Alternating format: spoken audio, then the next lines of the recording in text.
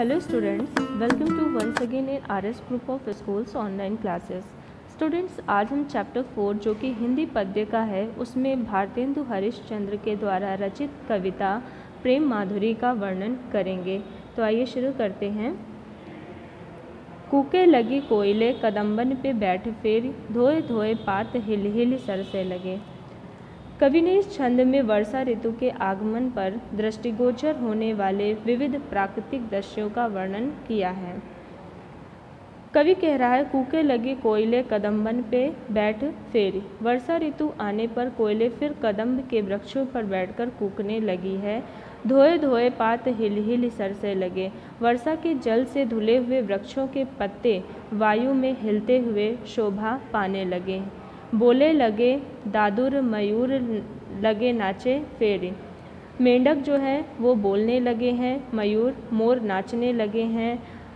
देख के संजोगी जन ही हर्षे लगे। और अपने प्रियजन के समीप स्थित लोग इस वर्षा ऋतु के दृश्यों को देखकर प्रसन्न होने लगे हैं। हरि भई भूमि सीरी पवन चलन लागे। सीरी भूमि मतलब सारी भूमि हरियाली से भर गई है और शीतल वायु चलने लगी है। लखी हरिश्चंद्र फेरी प्राण तरसे लगे। हरिश्चंद्र मतलब श्री कृष्ण। तो जो श्री कृष्ण को देखकर जो है हमारे प्राण फिर से उनसे मिलने के लिए तरसने लगे हैं।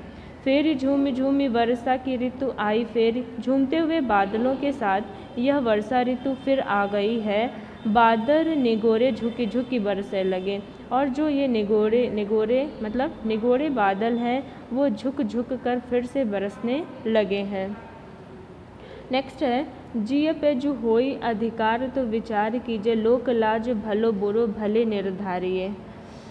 नैन श्रोण कर पग सबे पर बस भय, उते चली जाति इन्हें कैसे कर संभारिये।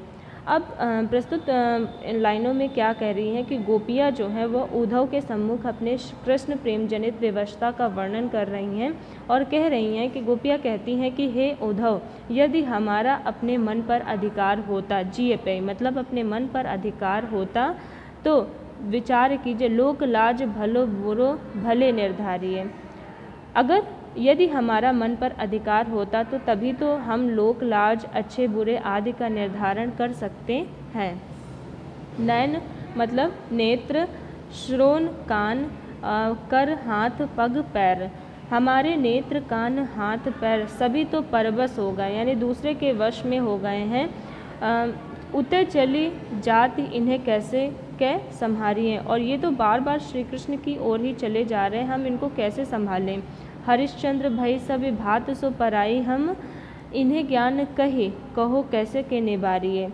और क्या कह रही हैं कि अब हमें ज्ञान का उपदेश देकर आप श्री कृष्ण से विमुख कैसे कर पाएंगे, जबकि हमारे आँख नाक कान मेरा पूरा जो शरीर है वो सब श्री कृष्ण के वश में हो गया है। मन में रहे जो ताहि दीजिए विसार। और फिर कह रही, अरे जो मन में बसा हो उसे तो भुलाया जा सकता है, आपे बसे जामे ताहि कैसे के विसारिये। किंतु स्वयं मन जिसमें बसा हुआ है उसे कैसे भुलाया जा सकता है। थर्ड लाइन देखिए, यह संग में लागिए डोले सदा, बिन देखे न धीरज आनती है। यह संग में कवि ने वियोगिनी जो गोपियां हैं उनके नेत्रों की विवशता का वर्णन किया हुआ और कह रही हैं कि यह संग में लागिए डोले सदा। गोपियां कहती हैं कि हे प्रिय, हमारी ये जो आँखें हैं आपके संग संग ही लगी रहती हैं। बिन देखे ना धीरज आनती है, जिनको बिना देखे हुए धीरज मतलब चैन नहीं पड़ता है। छिनहु जो वियोग परे हरिश्चंद्र, यदि कभी क्षण भर को भी आपसे वियोग हो जाता है तो चाल प्रलय की सु ठानती है। तो ये आंखें प्रलय के लिए ठान लेती हैं, अर्थात आंसू बरसना जो है वो प्रारंभ कर देती हैं।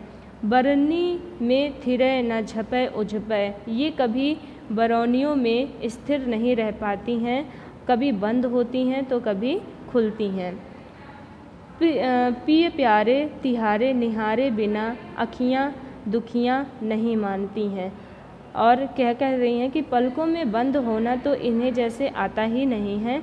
तो हमारे प्रिय प्यारे तिहारे निहारे बिना, हमारे प्रिय हे श्री कृष्ण, आपको निहारे बिना यानी आपको देखे बिना अखियाँ दुखियाँ नहीं मानती। ये हमारी जो दुखियारी अखियाँ हैं ये नहीं मानती हैं।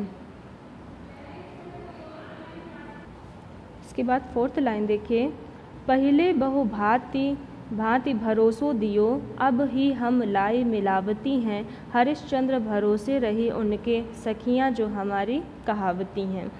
इस सवैये में श्री कृष्ण के वियोग में व्याकुल एक गोपी अपने सखियों को समझाने पर क्या कह रही है कि पहले बहु भांति भरोसो दियो, पहले बहु भांति भरोसो दियो, बहुभांति भरोसा हे सखी, पहले तो तुम हमें तरह तरह का भरोसा दिलाती रहती थी, अब ही हम लाई मिलावती हैं और हम अभी श्री कृष्ण को लाकर तुमसे मिला देती। यानी कह रही है कि पहले तो तुम मुझे भरोसा दिलाती हो कि जो है अभी हम श्री कृष्ण को ला कर के तुमसे मिला देंगे।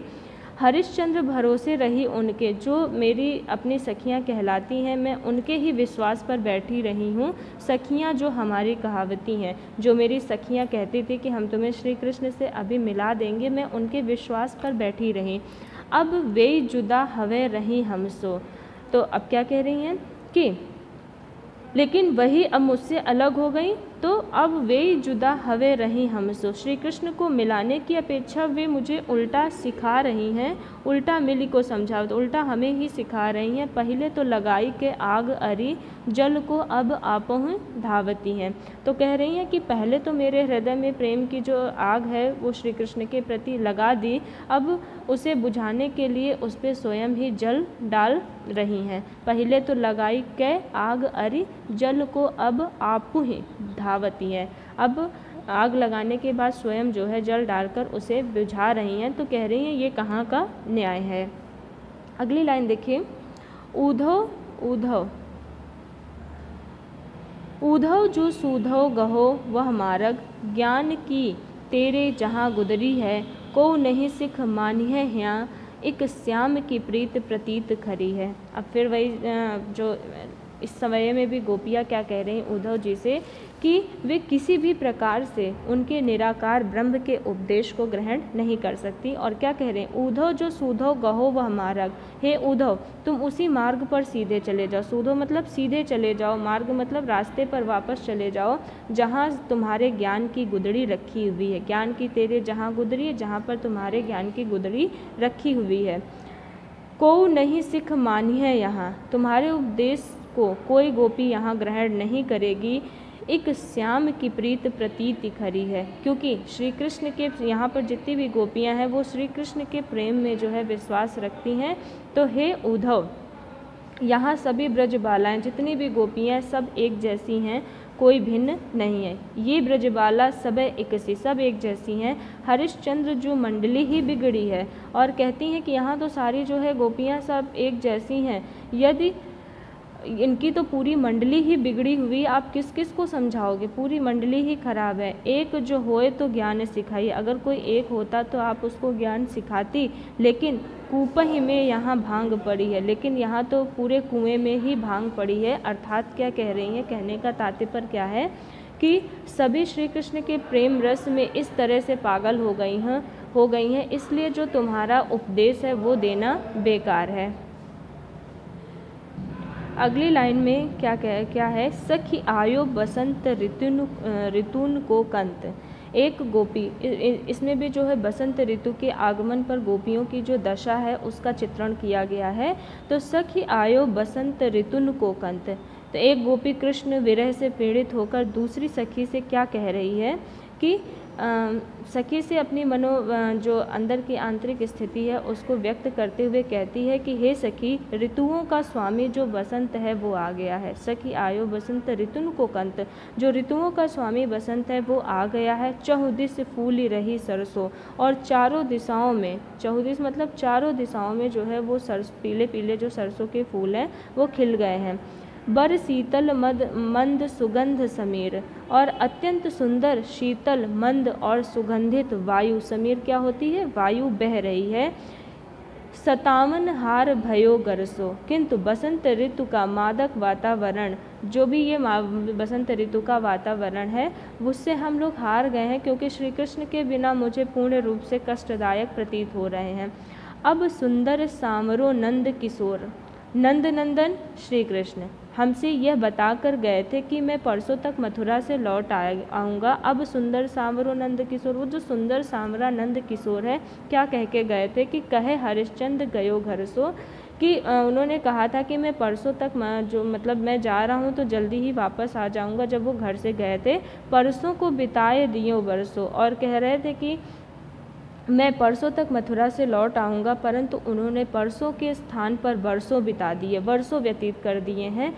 तरसों तब पाए पिया परसों, और मैं तो अब अपने प्रियतम कृष्ण के चरणों का स्पर्श करने के लिए जो है तरस रही हूँ, पता नहीं कब उनके दर्शन हो सकेंगे।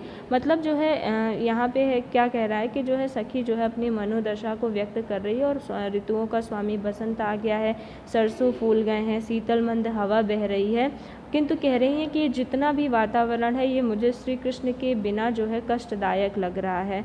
और ये नंद नंदन जो श्री कृष्ण है हमसे कहकर गए थे कि हम परसों लौट आएंगे, लेकिन इन्होंने परसों की जगह वर्षों जो है व्यतीत कर दिए, लेकिन अभी भी लौट कर नहीं आए हैं।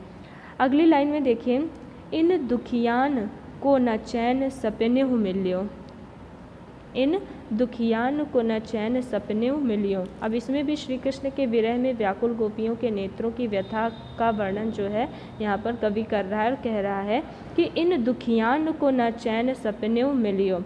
विरहिणी जो व्याकुल गोपियाँ हैं वो कहती हैं कि प्रिय जो इनके श्री कृष्ण के विरह में इन दुखियन जो दुखियारी हैं को न चैन सपने मिलियो, कि इनके जो नेत्र हैं उनको जो है स्वप्न में भी शांति नहीं मिलती है।